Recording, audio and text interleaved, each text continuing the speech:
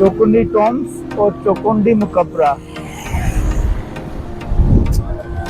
या बोट मेरे पीछे दे सकते हैं और इससे ये अंदर रोड जाएगा। तो चलते हैं चौकुंडी कब्रिस्तान की तरफ। ये तो हम मौजूद हैं चौकुंडी कब्रिस्तान के गेट पे और यहाँ से अंदर चलते हैं।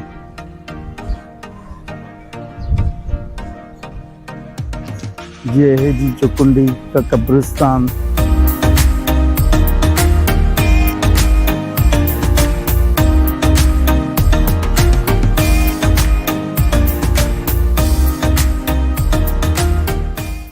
बहुत तारीखी कब्रिस्तान है, 500-600 साल पुराना कब्रिस्तान। जोखा कम्युनिटी का ये कब्रिस्तान आप देखेंगे और इसकी जो हिस्ट्री है वो बेमिसाल हिस्ट्री है। इस तरह की चीज़ें नहीं मिलती यहाँ पे।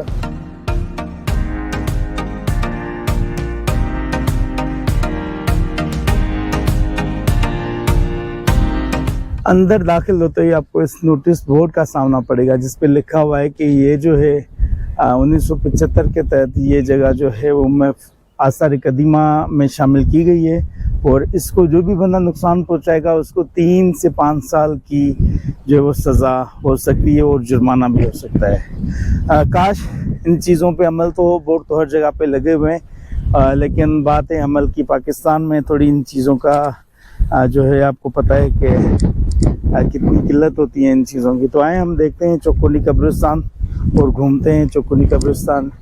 ये तकरीबन 500 साल 5 से 600 साल पुराना कब्रिस्तान है और जोखो कम्युनिटी की यहाँ पे जो है मेजॉरिटी कब्रें हैं।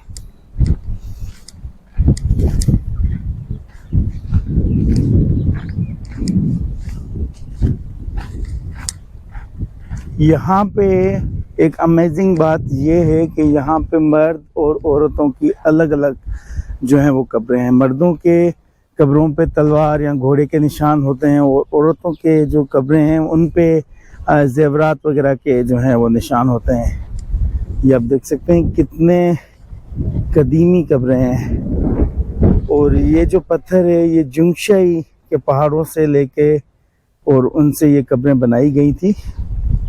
ये आप देख सकते हैं।